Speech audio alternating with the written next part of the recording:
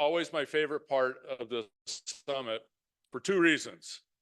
One, his presentation is always so informative, and the other is the guy is an amazing public speaker. So please welcome our Executive Director for the Port of Los Angeles, Gene Seroka, who will provide us the Port Outlook.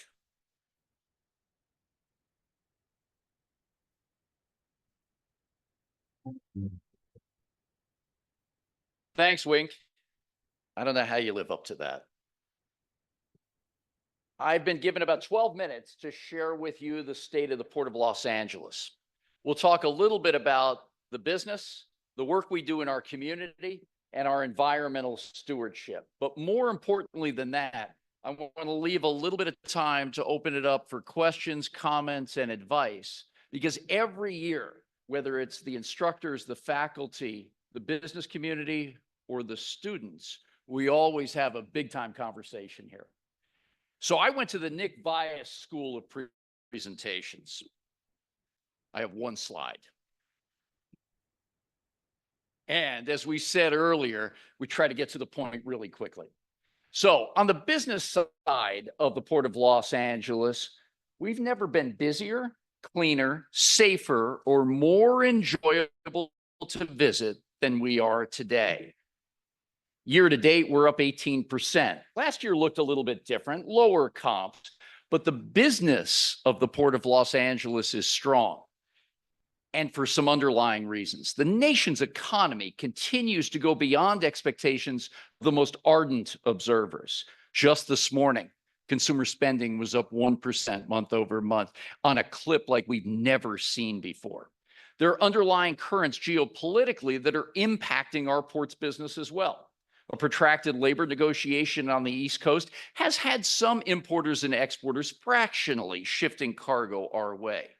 Drought conditions in the Panama Canal, security issues in the Red Sea have also aided some of those tailwinds for us as well.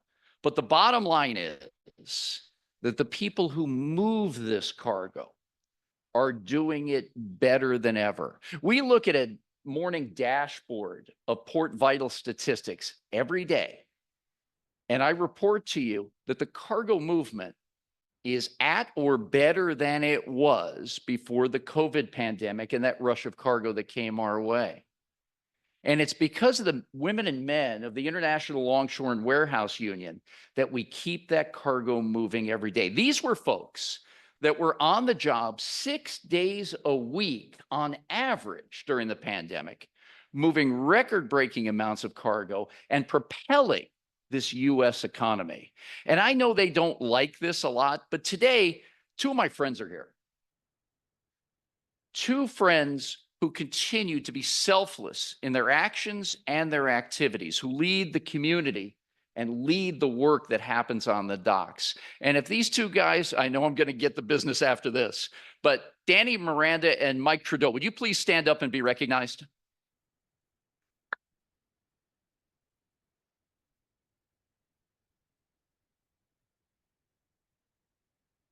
Danny is one of the longest serving officers of Local 94, the foreman's local here at the ports of Los Angeles and Long Beach.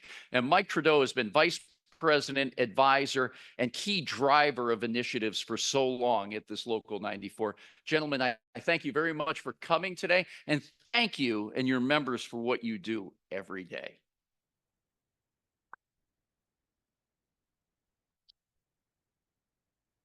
So we look at all these stats every day, and we're moving more cargo. We're making sure that the cargo that comes through here, which not only reaches each one of our 50 states, but all 435 of our congressional districts. So when we talk about policy and practice and investment, we can talk to Congress members across the nation who help us invest. And I say that all roads lead to Los Angeles and Long Beach when we get the best return on investment of our infrastructure, digital and environmental dollars that the federal and state governments around the nation bring. Very important for us to also recognize that there are more than 200,000 companies that call Los Angeles and Long Beach home for their imports and exports every year. There are more than 9,000 companies that provide those transportation services. So to the students in the audience today, and those that are getting ready for classes and will be watching this on video later, we're hiring and we need you.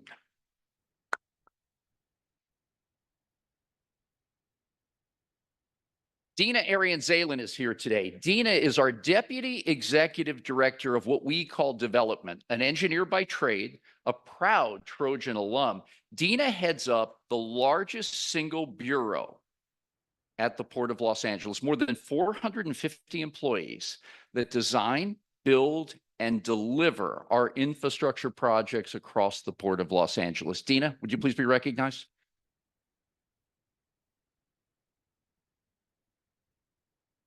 Dina's been on the job about a year and is making a difference every day, mentoring young students. We have about 90 to 100 student workers or interns that we bring on board every summertime. And as those young people are getting ready to go back to school, it was Dina who sat down with an aspiring young engineer going into her freshman year at university. And Carolina told me, I want to look up to somebody that's like me. I want somebody that has gone down that path that I can follow. And it was Dina who led that example. Then we shift over to the community because that is so important and integral to everything we do. By the close of next year, 2025, the Port of Los Angeles will have invested $1 billion in our community. And that's waterfront infrastructure, programmatic activity, building and developing, bringing our community closer to the Port of Los Angeles. We will open next September a new waterfront theme of retail, dining, entertainment, and even an amphitheater right there overlooking this great Port of Los Angeles. But we take 10% of our operating income, and as a public agency, that's a big deal to get through. 10% of our operating income goes to these community-based projects. And it's not done in a vacuum. It's done with our council member, the 1-5, Tim McCosker, the mayor of Los Angeles, Karen Bass, and so many members of the community involved in day-to-day activities, civic leaders, business, faith leaders, to tell us exactly how we need to put not only our investment, but our efforts into building a stronger San Pedro, Wilmington, Harbor City, and Harbor Gateway, and reaching up as far as Watts. There are 260,000 residents in this harbor enclave. And the ability to deliver for them, as was said in the past, a strong community makes an even better port, and a strong port makes for a great community. So there'll be more to come in this area, and there are efforts that will continue to build that community. And that also starts with the efforts of the Port of Long Beach and Los Angeles in building the nation's first goods movement training campus. Can you believe this? For the first time in our country's history, we're going to build a training campus that's geared to the ports, the supply chain, the transportation network, and make it available to all. If there's a youngster who rides their bike to Banning High School in Wilmington and looks at this port every day, how do I get involved? How can I join this community? There'll be an office in Wilmington at the corner of Avalon and Anaheim with counselors. That young student can walk in there and seek advice, find out how to apply to the city of Los Angeles, the city of Long Beach, how to get involved in the work that happens at the port. Whether you want to work in trades, public safety, engineering, or the supply chain, it's my hope that one of these young people can someday run the Port of Long Beach or Los Angeles. But we're bringing this port closer to the community, trying to build not only the trust and availability, but build families and jobs. That is Polar Pride. Then when we look to the environmental sustainability efforts, we're well known around the world. The nation's first Clean Air Action Plan, first clean truck program, and the ports of Long Beach and Los Angeles are the only in the world to have on paper a roadmap to a zero emission strategy. This will be the tallest mountain we ever climb. It will be imperfect. We're not just going to rise up. We're going to take some steps. We'll fail forward. Sometimes we'll even take steps backward, but we're continuing to do our level best. We've been bringing LNG, liquid natural gas ships in for over a year. They cut pollution from these ships by 87%.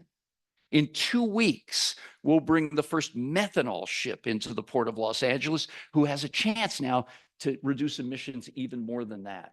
Imperfect as it is, trying to strive for life cycle zero emission, it's time for the business community to join us. We want to continue to bring confidence to that community that they can invest along with us. And while the aspirations are super high, we're going to continue to do everything we can to reduce health risk and pollution each and every day while growing our business. Because again, for every 4 containers we move through the Port of Los Angeles, it creates a job. And those jobs build families and opportunities, puts food on the table, puts kids through school. And it brings that next generation of leadership who has thoughts and ideas that are bigger than I could have ever imagined right here to these 2 great ports.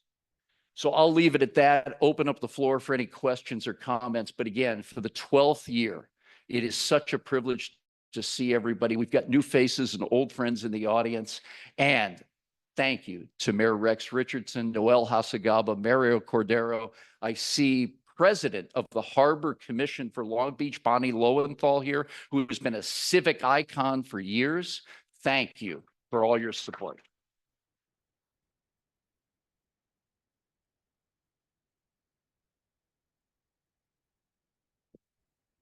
Ann Carpenter from Braid Theory, you have the first question.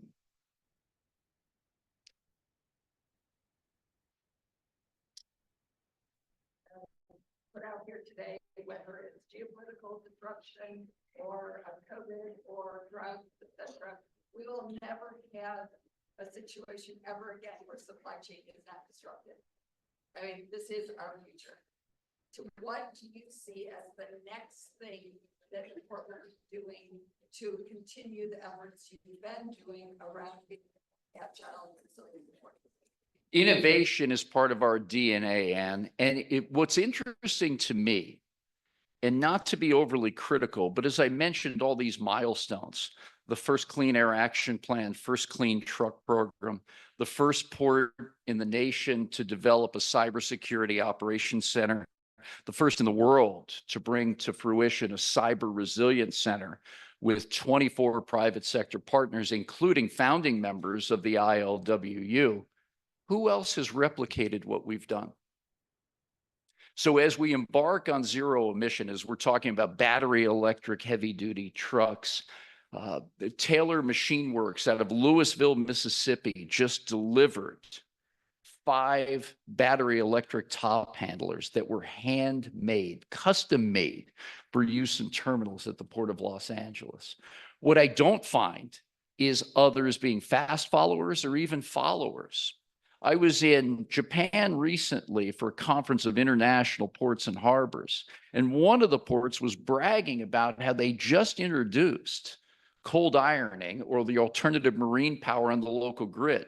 The ports of Long Beach and Los Angeles developed that nearly 25 years ago. So part of our mission is to try to get others to join us, building critical mass so equipment, technology, and energy can move at a faster pace of adoption than we're currently seeing. It's great to get out there and say we're going to go all the way and do this and do that, but we need that critical mass. The average truck driver who calls at these ports from primary research is 57 years old, makes $62,000 a year, and buys a truck on the tertiary market for $50,000 US. The battery electric vehicle of a Class 8 variety that we're attempting to introduce has a retail sticker price of between $400,000 and $500,000 and requires similar in-kind investment for infrastructure. The hydrogen fuel cell electric truck is going for between $700,000 and $800,000. And today in the state of California, we have 7,500 gas stations. There are 46 hydrogen fueling stations today that their own governance boards say works half the time. We've got a long way to go. We need investment across all areas, and academia is at the center of that. We need these bright minds to help us test, process, and take back the information for engineers and scientists to evaluate so we can speed up this technology, find more affordable ways, and make sure, number one, as technology is moving faster than ever, whether it's digital, clean energy, or robotics, and please pay attention to this, that we do not leave the workforce behind.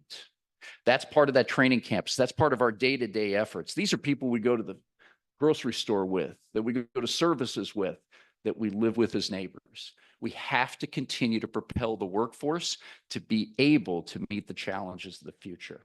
So it's great to wave the flag and say, we're going to do this and we're going to do everything possible, but this takes some finesse. It takes sophistication and it takes data to get us to the next level. We'll always be innovative. That is part of who we are, but we're going to need more people to join us. And at the same time, how we can continue to propel this United States economy.